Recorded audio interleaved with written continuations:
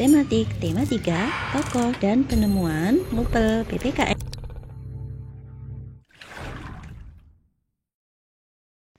Assalamualaikum warahmatullahi wabarakatuh.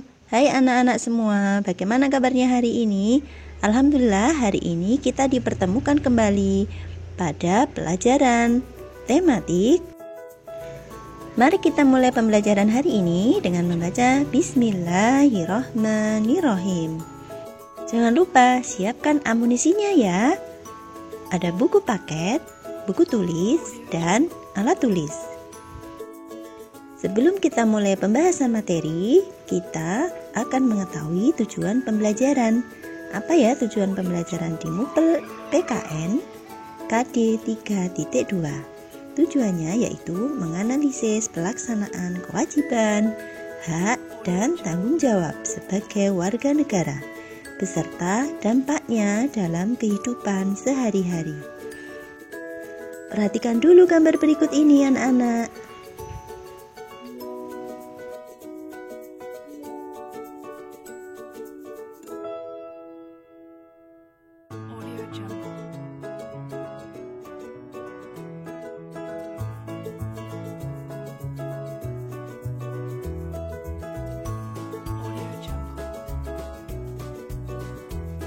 Bagaimana anak-anak? Sudah diperhatikan gambarnya? Kira-kira kita akan mempelajari tentang apa ya? Oke, hari ini kita akan mempelajari tentang hak, kewajiban, dan tanggung jawab. Pembahasan yang pertama adalah tentang pengertian hak. Apa ya yang dimaksud dengan hak? Hak adalah sesuatu yang diperoleh setiap orang sejak lahir. Berikutnya yaitu kewajiban. Apa ya arti dari kewajiban? Kewajiban yaitu sesuatu yang harus dilakukan dengan penuh rasa tanggung jawab. Berikutnya yaitu tanggung jawab. Apa itu pengertian tanggung jawab? Anak-anak sudah tahu belum ya? Tanggung jawab adalah sebuah perbuatan yang dilakukan oleh setiap individu yang berdasarkan atas kewajiban maupun panggilan hati seseorang. Dalam pelaksanaannya, hak dan kewajiban harus dilaksanakan secara seimbang. Tidak boleh berat sebelah anak-anak. Kewajiban harus dilaksanakan dengan penuh tanggung jawab dan rasa ikhlas dari dalam diri pribadi masing-masing. Anak-anak, siapa yang tahu ada berapa macam hak? Hak ada 3. Hak anak di rumah, hak anak di sekolah, dan yang terakhir adalah hak anak di lingkungan masyarakat. Sebagai seorang anak, kamu mempunyai hak. Apa ya hak anak di lingkungan rumah atau lingkungan keluarga? Contohnya, yang pertama adalah mendapat kasih sayang dari kedua orang tua. Kedua, mendapatkan makan makanan dan minuman yang bergizi dan sehat. Yang ketiga, mendapatkan pakaian. Yang kelima, mendapatkan pendidikan atau bimbingan dari orang tua. Yang kelima, dapat bermain dengan bergembira.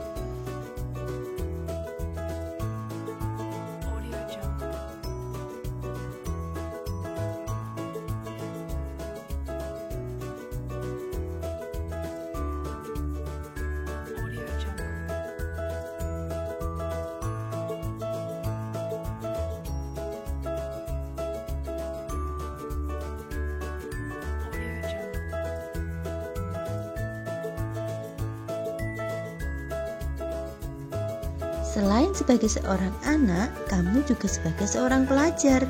Tentunya ada hak yang dapat kamu peroleh.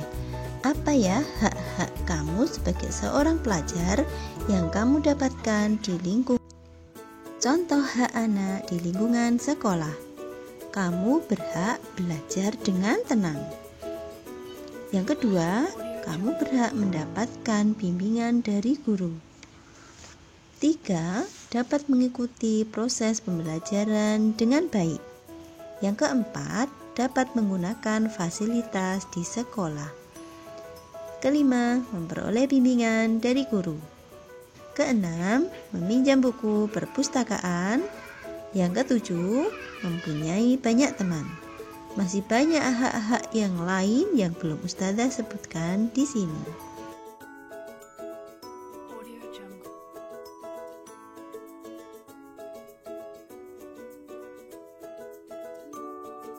Selanjutnya yaitu hak anak di lingkungan masyarakat.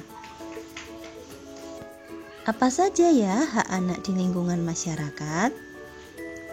Mari kita simak bersama. Pertama, mendapatkan rasa aman dan nyaman. Kedua, diperlakukan adil.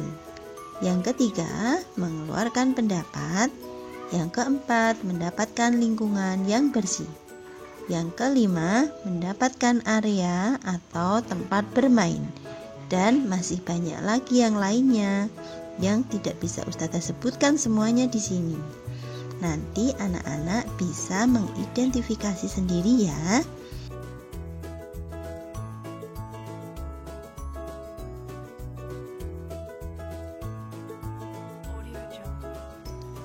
Pembahasan materi berikutnya yaitu tentang faktor yang mempengaruhi penggunaan hak.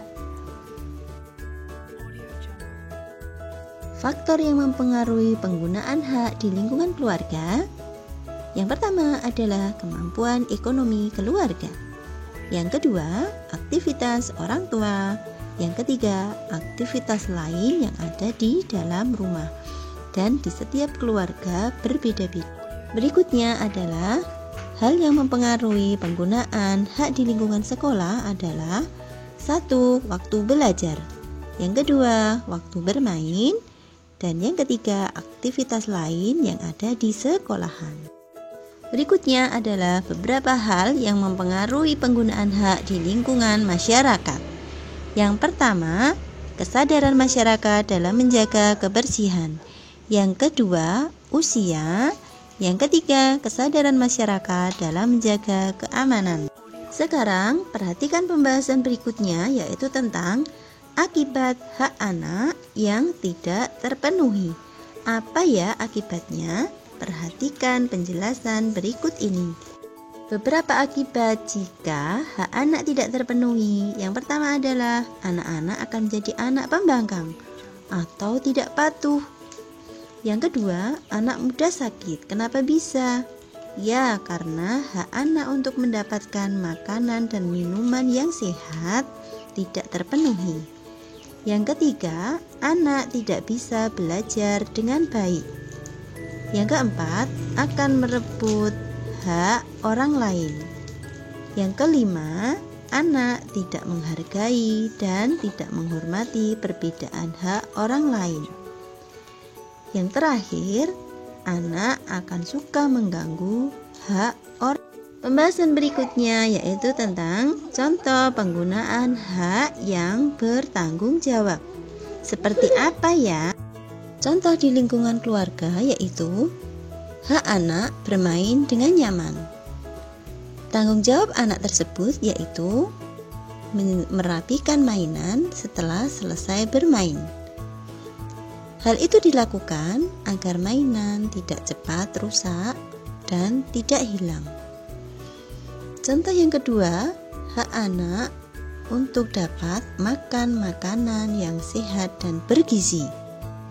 Tanggung jawab anak tersebut setelah selesai makan yaitu mencuci piring yang kotor, kemudian dirapikan kembali. Hal ini dilakukan agar rumah tidak berantakan dan tidak menimbulkan bau tidak sedap. Dan masih banyak contoh yang lainnya di keluarga kita. Contoh penggunaan hak yang bertanggung jawab di lingkungan sekolah. Yang pertama, anak berhak mendapat pengajaran. Caranya, bertanggung jawab dengan mendengarkan penjelasan guru dengan baik dan sungguh-sungguh. Hal ini dilakukan agar anak dapat memahami ilmu atau pelajaran yang diajarkan oleh guru. Jadi saat guru menjelaskan pelajaran, kita tidak boleh rame anak-anak, kita harus senantiasa seksama mendengarkan penjelasan guru. Contoh yang kedua, kita berhak membaca buku di perpustakaan dengan tenang. Tanggung jawab kita ya kita harus membaca dengan baik, tidak boleh dengan suara yang terlalu keras sehingga mengakibatkan orang yang ada di dekat kita terganggu. Hal ini dilakukan agar apa ya? Agar kita dapat membaca dengan fokus, sehingga buku yang kita baca juga bisa kita pahami dengan baik. Berikutnya adalah contoh penggunaan hak yang bertanggung jawab di lingkungan masyarakat. Contohnya, kita berhak bermain di taman di sekitar rumah kita. Tanggung jawab kita tidak boleh menginjak-injak rumput atau merusak fasilitas umum. Hal ini dilakukan agar rumput tidak mati dan tetap hijau, sehingga udara tetap sejuk dan fasilitas umum tidak rusak atau tidak kotor. Yang kedua, kita mempunyai hak untuk ikut kerja bakti sesuai dengan kemampuan kita. Tanggung jawab kita ya kita harus melaksanakan kerja bakti tersebut dengan sebaik-baiknya, yaitu sesuai dengan kemampuan kita. Justru kita ikut kerja bakti malah kita mengganggu orang lain, berarti kita belum menggunakan hak kita dengan tanggung jawab. Hal ini dilakukan agar pekerjaan yang dilakukan dapat diselesaikan dengan baik. Dengan catatan, tadi kita tidak boleh mengganggu orang lain dalam ikut kerja bakti. Contoh yang ketiga, kita berhak bermain sepeda. Tetapi tanggung jawab kita, ya kalau kita bermain sepeda, jangan di jalan raya. Kenapa ya? Hal ini dilakukan agar kita selamat dan tidak terluka. Atau dengan catatan lain, kita tidak akan mengganggu pengguna jalan lain. Alhamdulillah, pembelajaran tentang hak sudah selesai. Selanjutnya yaitu tentang kewajiban. Masih ingat kan anak-anak apa itu kewajiban? Kewajiban adalah sesuatu yang harus dilakukan dengan penuh rasa tanggung jawab. Selanjutnya, apa ya contoh-contoh kewajiban di sekitar kita? Contoh-contoh kewajiban di lingkungan keluarga. Apa saja ya kewajibanmu sebagai seorang anak di lingkungan keluarga atau di rumah kalian masing-masing?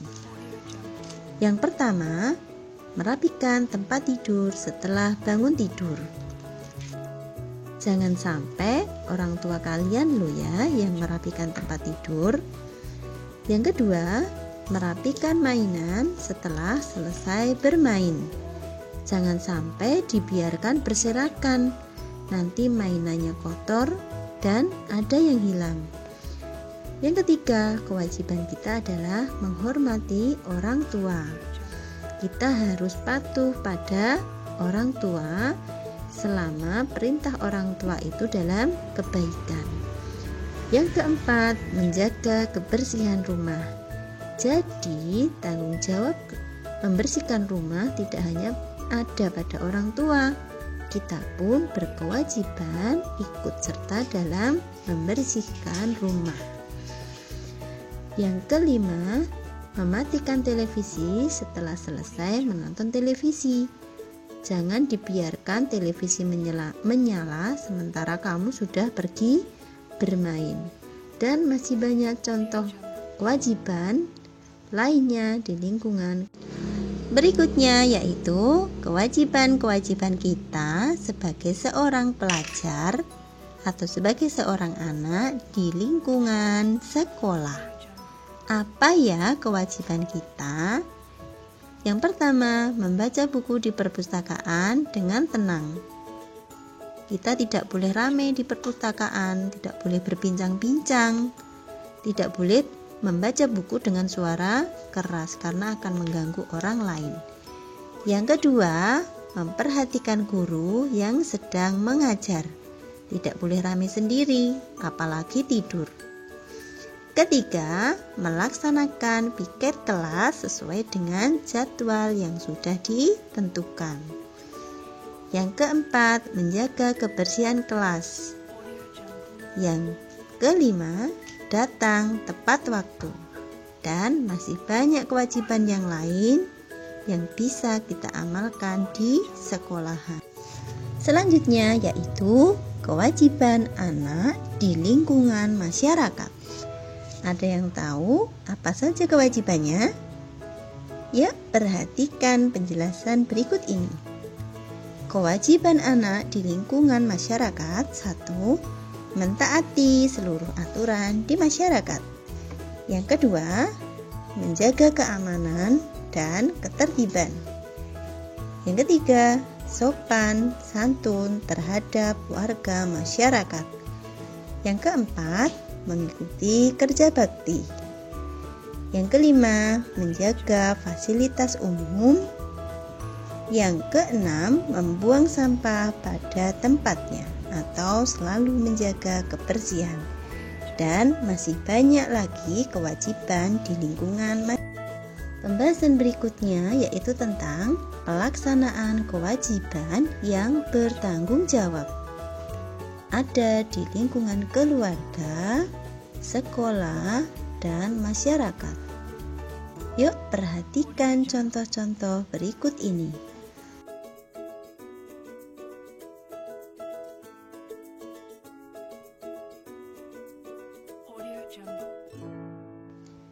Pelaksanaan kewajiban yang bertanggung jawab di lingkungan keluarga, contohnya membuang sampah di tempat sampah agar tidak mengganggu hak orang lain untuk menikmati kebersihan.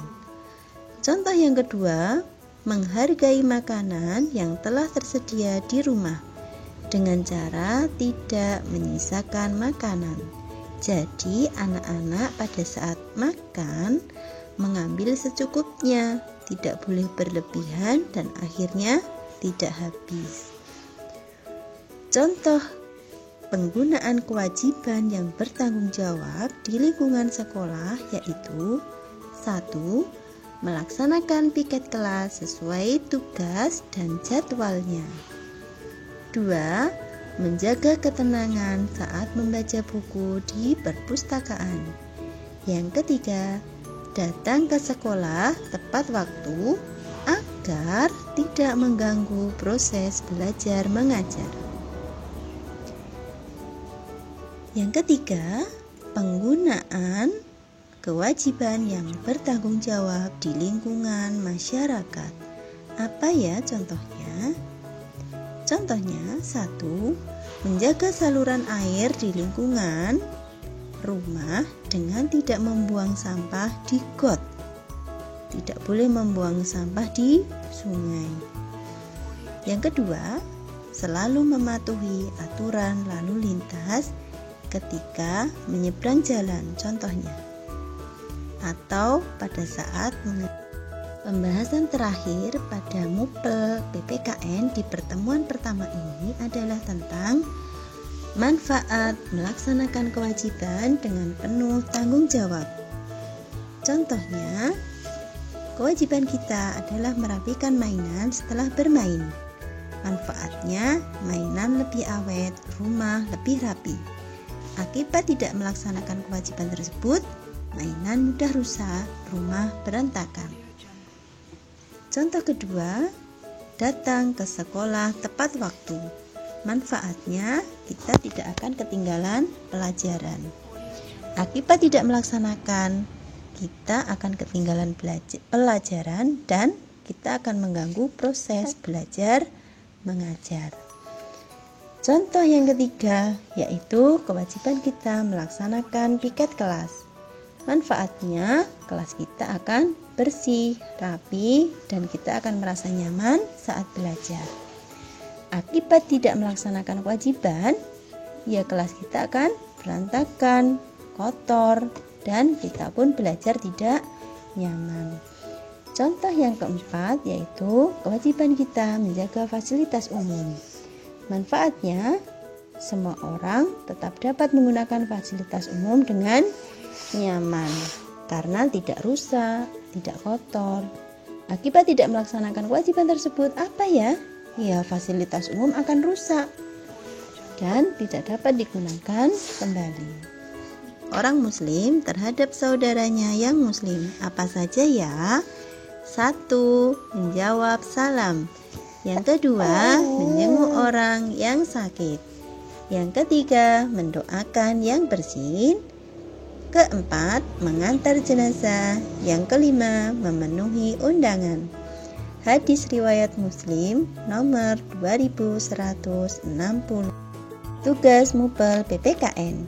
Mengerjakan soal Bu Pena 6A halaman 169, 191 dan 216. Bu Pena 6D halaman 28. Kerjakan dengan baik dan sungguh-sungguh. Alhamdulillah, pembelajaran hari ini Mupel PPKN sudah selesai. Insya Allah kita dipertemukan di pertemuan berikutnya. Jazakumullah khairan katsiron. Semoga bermanfaat. Wassalamualaikum warahmatullahi wabarakatuh.